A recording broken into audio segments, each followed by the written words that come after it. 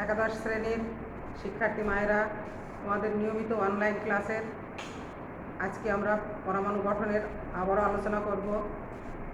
তোমরা সবাই আমার সাথে একত্র হও এবং বোর্ডের দিকে লক্ষ্য করো। আমরা গতদিন কি আলোচনা করেছিলাম? রাদারফোর্ডের মডেল এবং তার সীমাবদ্ধতা। আর কি করছিলাম বলো তো? সেটা ছিল বোরের মডেল এবং তার প্রস্তাবনা। সীমাবদ্ধতা পর্যন্ত আমরা করিনি। আজকে তোমরা খুব সংক্ষিপ্তভাবে বোরের মতবাদের যে সীমাবদ্ধতা আছে সেটা একটু জেনে নাও। কেমন সেটা বলো তো?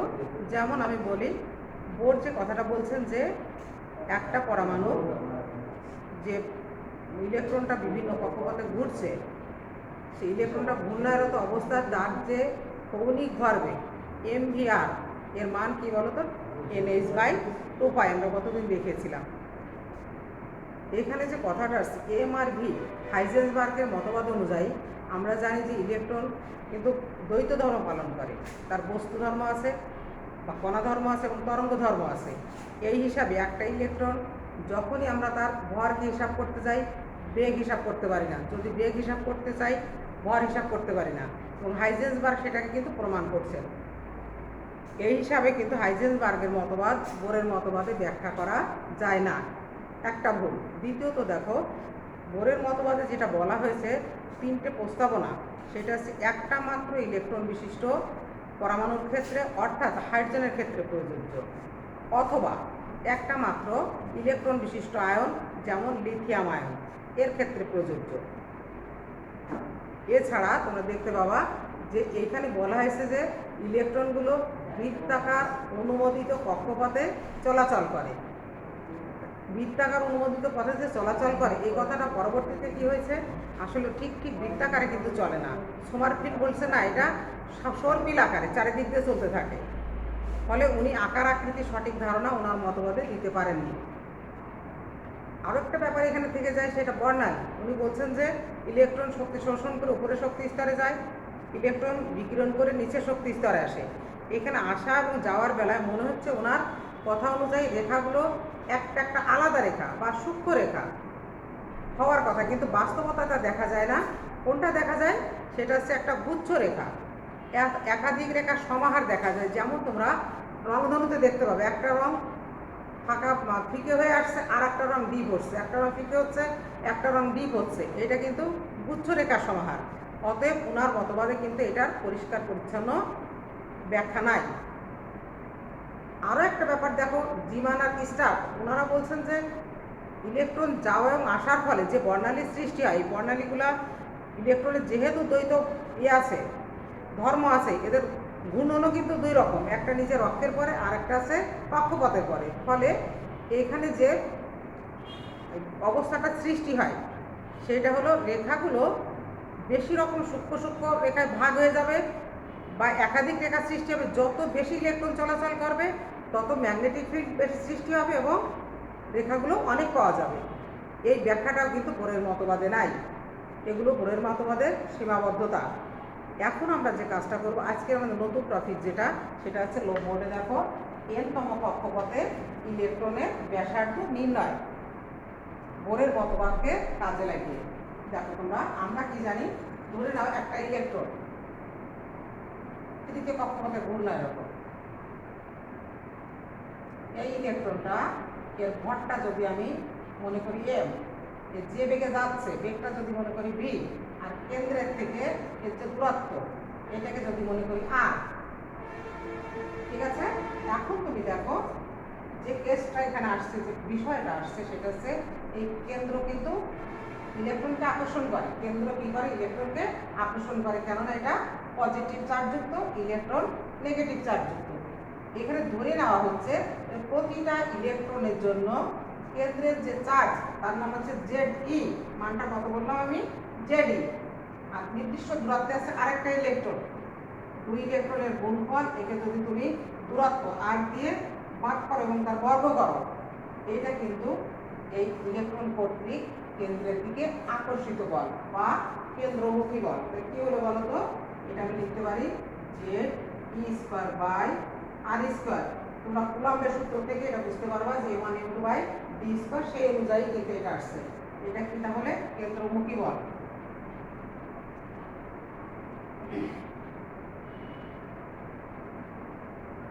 আরেকটা জিনিস খেয়াল করো, ইলেকট্রনটা যদি নির্দিষ্ট বেগে যায়, এদিকে ভি বেগে যদি যায়, যদি ভর এম হয়, তাহলে এর কিন্তু বাইরের দিকে একটা বল কাজ করে। তাহলে একটা ইলেকট্রন কেন্দ্রের দিকে বল কাজ করে, বাইরের দিকে বল কাজ করে।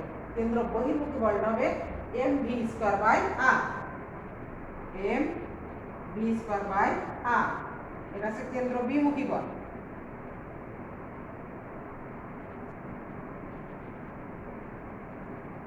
আমরা জানি কেন্দ্রমুখী বল আর কেন্দ্র বিমুখী বল পরস্পর সমান।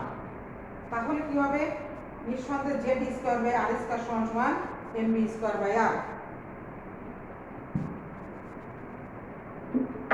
সুতরাং কি লেখা যায়? তুমি লিখবা যেহেতু কেন্দ্রমুখী বল সমান সমান, যেহেতু কেন্দ্রমুখী বল সমান সমান কেন্দ্র বিমুখী বল। সুতরাং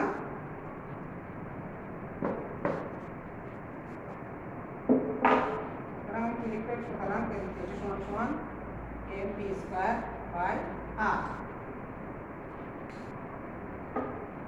এখান থেকে তোমরা একটু লক্ষ্য করো, যদি আমি একটা আর উঠাই দেই তাহলে কি থাকে?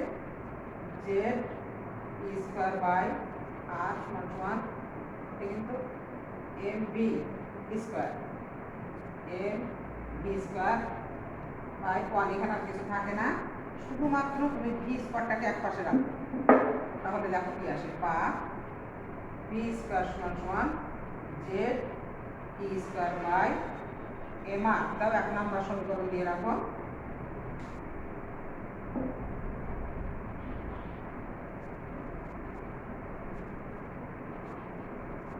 আবার দেখো বোরের দ্বিতীয় প্রস্তাবনা কি ছিল বলো তো? এম বি আর সমান সমান এন এইচ বাই 2 পাই। এখান থেকে তুমি এই বিটাকে রেখে দাও, বি সমান সমান N H by M B, M বিটা রেখে দিলাম, এম তারপর আসছে R 2 pi, N H by 2 pi R M বা এম এম আর চাইলে একটা লিখলেই হচ্ছে এম আর। আচ্ছা, এখানে 2 নাম্বার সমীকরণ দাও, কিন্তু 2 নাম্বার সমীকরণ দিয়ে না, এখানে স্কোয়ার করে নাও আগে, তারপরে দাও এটা তোমরা। এবার বি স্কোয়ার, সুতরাং বি স্কোয়ার সমান সমান কি লেখা যায়? এল স্কোয়ার এইচ স্কোয়ার ভাগ 4 pi square M square R square. এইটাকে 2 নাম্বার দাও। দেখো ফ্রম 1 and 2 তুমি কি পেতে পারো?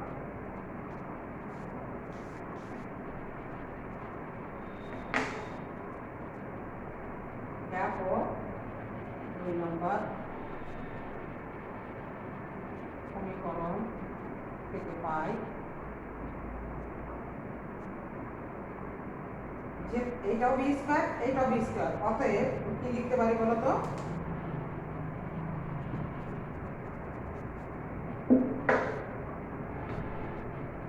এটা হচ্ছে Z B square by M R সমান সমান L square H square, L square H square by 4 pi square M square R square.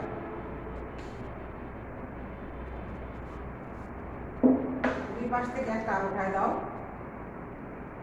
বা Z B square by M সমান সমান L square H square by 4 pi square M square আর।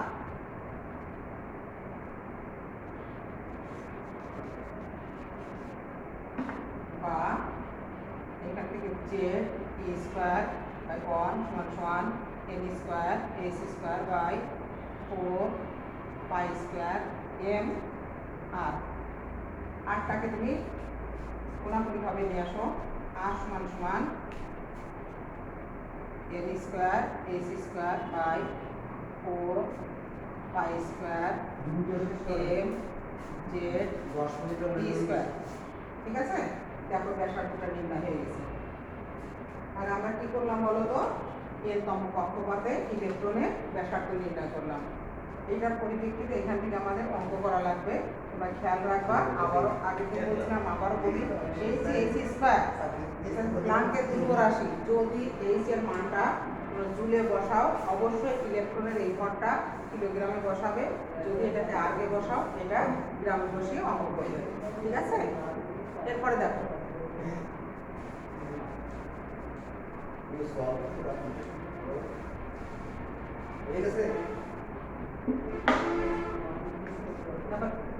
এনতম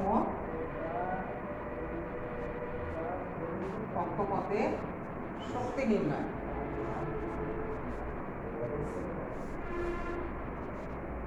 আমরা মোট শক্তি EM সমান লিখতে পারি স্থিতিশক্তি যোগ গতিশক্তি।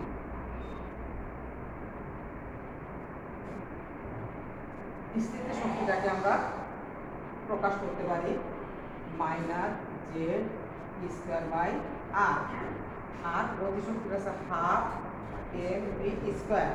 এইটা হচ্ছে আমাদের যে কেন্দ্রমুখী বল ছিল তার ফাংশন করার পরে এটা চলে আসবে। তো ম্যাথমেটিক্সের ব্যাপার, আমরা খেয়াল রাখবা যে স্থিতিশক্তিকে ফাংশন করার পরে তার মানটা চলে আসবে কোথায়, minus Z square by R. এখন দেখো minus Z square by R যোগ half M V square. V স্কোয়ারের মানটা এর আগে আমরা দেখছি, যখন আমরা ব্যাসার্ধ নির্ণয় করছি তখন দেখছি এটা হচ্ছে এইখান থেকে আগে তোমরা খেয়াল করবা, এই যে কেন্দ্রাকৃতি পথ, এই যে Z square by R square সমান সমান ছিল হলো আমাদের Z square by R square সমান সমান ছিল M V square by R. দেখছো এখান থেকে করে এই যে বি স্কোয়ারের মানটা, এখানে বি স্কোয়ারের মান ছিল হলো, এই বি স্কোয়ার রাখলে এখানে হচ্ছে জেড, এই আরটাকে তুমি একটা রেখে দাও, জেড স্কোয়ার বাই আর সমান সমান এম বি স্কোয়ার বাই এই একটা থাকবে না ওয়ান, বা বি স্কোয়ার সমান সমান এই বি স্কোয়ার সমান Z B square by M R. এই মানটা নিয়ে তুমি বসিয়ে দেবা এখানে Z square by M R. দেখো এখানে minus Z square by R plus half Z square by আর।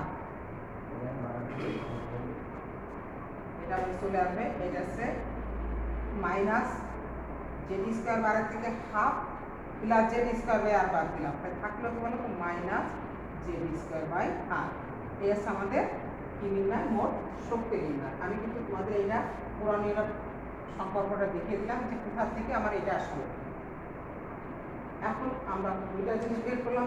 একটা জিনিস খেয়াল রাখবা, তুমি দেখো এই যে আমরা শক্তি নির্ণয় করলাম ইএল, আমরা কি নির্ণয় করলাম, আর যে ব্যাসার্ধটা, এখন তোমার দুইটা কক্ষপথের ব্যাসার্ধ তুলনা করতে পারবা আর1 বাই আর2 বা তোমার এই যে a1 বাই e2, এটা করতে পারো। আবার তুমি p2 বাই b, এভাবে কিন্তু এদের তুলনা করতে পারো। এইটা আমাদের হিসাব রাখা লাগলো। অনেক সময় আমাকে এটা লাগে যে একটা রাত্রে চলে গেল আবার ফিরে আসলো, এই দুটো ব্যাসার্ধের মধ্যে এই ব্যাসার্ধ নির্ণয় করতে শিখেছি, এই ব্যাসার্ধ নির্ণয় করতে শিখলাম। সবটা কিন্তু আমরা কি করতে পারি দেখতে পারি। আগামী দিন আমরা আবারও আলোচনায় আসবো। তোমরা সবাই ভালো থাকো। আমার ক্লাস আমরা আজকে এখানেই সমাপ্ত করছি। ধন্যবাদ সবাইকে।